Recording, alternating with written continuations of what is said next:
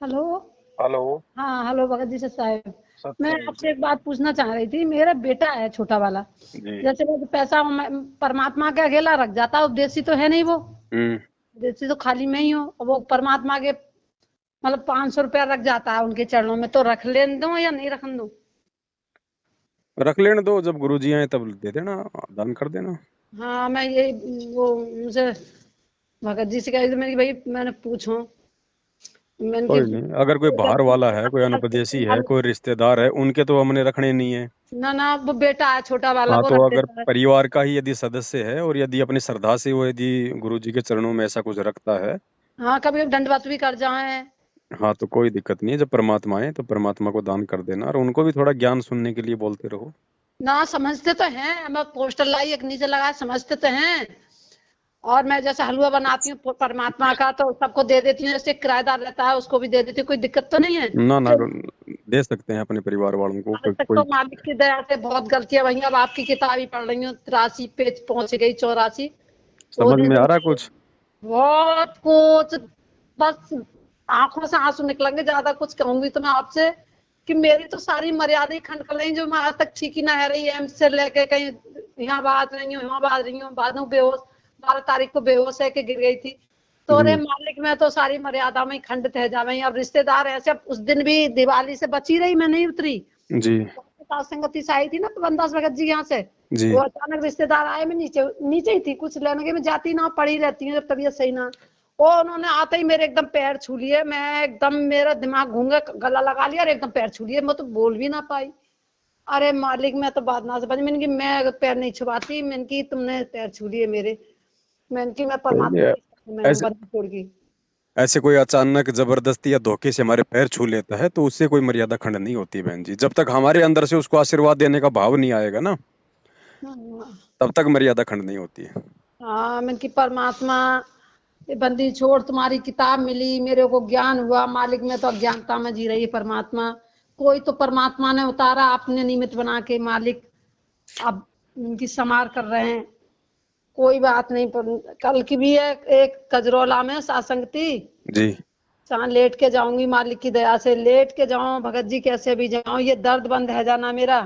और सबसे बड़ी दिक्कत है, लैट्रिन नहीं आती, मैं बहुत परेशान रह चुकी हूँ। डॉक्टर भी समझ में ना आ रहा, डॉक्टर को कोई बीमारी भी ऐसी नहीं है।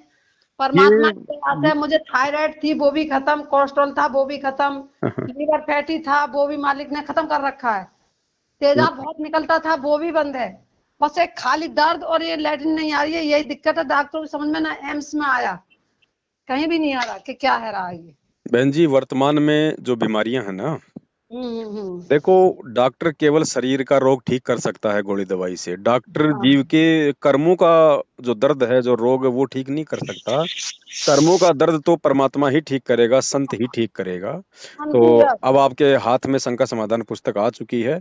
उसको हाँ। पढ़ के जो जो मर्यादाएं अपन नहीं निभा पा रहे थे जाने अनजाने में, अब हम हम्म। अगर उन सब मर्यादाओं को निभाएंगे ना ना। और हाँ, तो भगत जी मैं आप पे फोन कर लूंगा। अच्छा, मेरे हस्बैंड हैं, जैसे तीनों टाइम की सुनते हैं। अच्छा, किसी को ज्ञान देने में कोई दिक्कत तो नहीं है? जैसे कोई ज्ञान की खूब बात। दो बहन जी। परमात्मा ने ज्ञान दिया किस लिए? खुद की भक्ति करने के लिए और दुनिया को समझाने के लिए। हाँ, अब मेरे हस्बैंड है, जैसे वो ड्यूटी आर्मी में है वे हम्म। मेरी। अब तो एक रिश्तेदार मेरठ में खत्म भी हो गया, तो अभी मेरे से पूछ रहे हैं कि वो मैं ऐसे ही चले जाऊं, कल संडे है, वैसे तो जा नहीं सकता, उनकी 13वीं फेरवी होगी, ऐसे ही घूम आऊं ना। मैंने की मुझे डर लग रहा है, मैंने की मैं पूछ के बताऊंगी कि जाओ ना जाओ, मैंने की भगत जी से पूछ के बताऊंगी। देखो, ऐसा है, वो अभी नाम दीक्षा में नहीं है, ना संकल्प दीक्षा में है।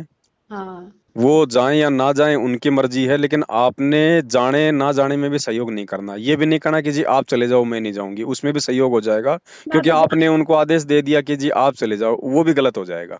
अच्छा अच्छा। आप उनको बोल दीजिए, देखो जी, मेरे तो आप जानते हो कि गुरु जी के नियम है, मैं तो ऐसी जगह पे मैं जा सकती हूँ उठने बैठने के लिए, कोई दिक्कत नहीं है। लेकिन जिस दिन उनका जो 12वां 13वां होता है, उस दिन तो हमारे गुरु जी के सख्त आदेश हैं कि वो उस दिन तो वहां पे भीड़ आएगी, आन उपासना होगी, तो वहां भीड़ में भीड़ करके तो वहां उनका सहयोग करना हो जाता है। वो वैसे तो वो खत्म भी हो गई हैं, 2-3 दिन हो गए उन्हें, मुझे तो पता भी अभी लगी है। और आप उनका अभी ना, 83 पेज पे है ना शंका समाधान में? हाँ थोड़ा सा और आगे चलेंगे तो इस विषय में पूरी डिटेल है सारी। हाँ हाँ हाँ हाँ, मैं पढ़ रही हूँ, मैं पढ़ रही हूँ। मैंने की चाहे कितना भी दर्द है रहा, बंदी छोड़, पढ़ूंगी पूरी किताब। वो भी छोटी वाली तो मैंने थोड़ी सी देर में ही पढ़ी, इस पे चल रही हूँ। जी जी। पूरा मालिक का ज्ञान, में आपका ज्ञान सुनिए, मेरा रुआ सा खड़ा है रहा, हर बात पे कितनी, हर बात अटूट निकाल के कहिए, कि शब्द ऐसी वाणी निकालिए। परमात्मा ने लिखवाई बहन जी, हमारी तो कहाँ औकात थी लिखने की। अरे मालिक हे बंदी छोड़। अच्छा, वो तीनों टाइम का नित्यनेम भी सुनते हैं, रमेड़ी भी करते हैं।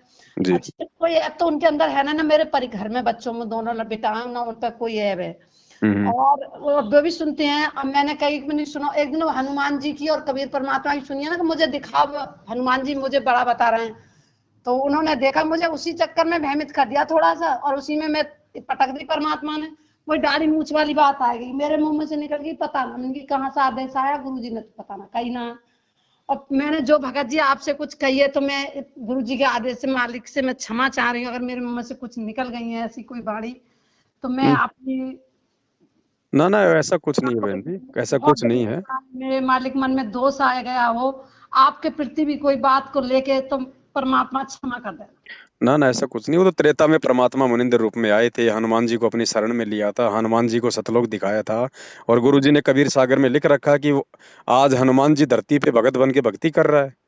हाँ, तो द- हन- सुनते हैं, ज्ञान सुनना है। तो बोले मेरे मुंह में से गाली उली भी करती हैं, यहाँ आप काम ना करते होंगे, कुछ कहना भी पड़ जाता है। देखो, वो धीरे धीरे छूटेंगे ना, वो धीरे धीरे। अब ऐसा थोड़ी कि आदमी हॉस्पिटल में चला गया तो एक ही दिन में ठीक हो जाएगा। और सुनना है, ज्ञान तो सुनना है, समझ रहे हैं बात को। हाँ। भाई कोई गाली बात तो नहीं। भाई गाली तो पहले भी निकाल ही रहे थे। आज यदि ये भक्ति भी करते रहेंगे, सत्संग भी सुनते रहेंगे, छोटी मोटी कोई उनसे त्रुटि भी हो जाएगी, तो वो नुकसान तो नहीं होगा जो नुकसान पहले बिना भक्ति के होना था। जब से मैंने उपदेश लिया, वो लिया ना परमात्मा का, हम्म। तब तक कितने रमेड़ी, चाहे रात को दोपहर को ना मिले, रात को सुनेंगे, करेंगे जरूर। और कोई भगवान की मालिक की जाने कौन सी रजा ऐसी रही है, कि कभी भगत जी उन्होंने कोई चीज ऐसी पहले कर चुके थे अब, और गुटखा हम्म। वगैरह तो नहीं खाते थे। कभी कभी रिश्तेदारों में जैसे आए गए, वो फौजी आदमी के पीछे से तुम्हें पता ही है, लग जाते हैं। हम्म। तो मैंने कि तुम घर में कोई आ भी जा, छू मत लियो। एक दिन वहां लोकर से वो दे रहे, अब चार थे उनके हाथ में, तो वो बैठे, उनके घुटने की नस चली गई। मैं बोली हम्म। तुम इस चीज को दे रहे हैं ना, हाथ लगाने, हाथ भी तो न लगाया, तो लो उनकी टांग में दर्द उठ गया। मैंने कि जब तुम परमात्मा की शरण सुनते हो ना, तो परमात्मा कहना इस चीज को मत छुए। मैंने बिल्कुल। क्या डर गए उस दिन से। अब उस दिन से कहते हैं भाई अपने आप करो जो कुछ करना है, मैं नहीं छूऊंगा बिल्कुल। सही बात। मैं नहीं छू, डर भी गए हैं। मैंने सही कि बात है। बिना डरे, बिना डरे भक्ति भी तो नहीं होती। ना ना, परमात्मा की देखो और कौन सी नुकसान तो नुकसान ही है बहन, चाहे कोई जगत का हो चाहे भगत का हो, जो भी ये गलत काम करेगा, क्योंकि शराब को तो चाहे जगत हो चाहे भगत हो, ये किसी ने भी नहीं हाँ छोड़ना चाहिए। हाँ। कर्म तो हम बिगड़ते ही हैं। कर्म तो बस मालिक ने, मैं तो मौत के मुंह में से भगत जी ऐसे आ रही हूँ लौट लौट के, मैं झटका लग रहा है कि मैं गलतियां करती रही हूँ। अब किताब पढ़ी में तो भक्ति मुझे तो लग रही है अब स्टार्ट हो गई मेरी, जो आपकी किताब पढ़ने की शायद। सही बात है बहन जी, बिना जानकारी के हम लोग भक्ति तो कर रहे थे, लेकिन वो भाव नहीं बन रहे थे, वो मर्यादा। अब वही बात हाँ, है, परमात्मा कहते हैं मटके में ऊपर से पानी डालो, नीचे से छेद हो रखा है, तो कहाँ से वो पानी हाँ, रुकेगा। वो ही हो रहा था भगत जी, कि ऊपर भक्ति में बराबर चम, बुखार 103 4 रहा अभी, और इतनी हालत खराब, टाइफाइड भी हो गया। अभी 12 तारीख सी बात है, ग्लूकोज चढ़ी 4 बोतलें।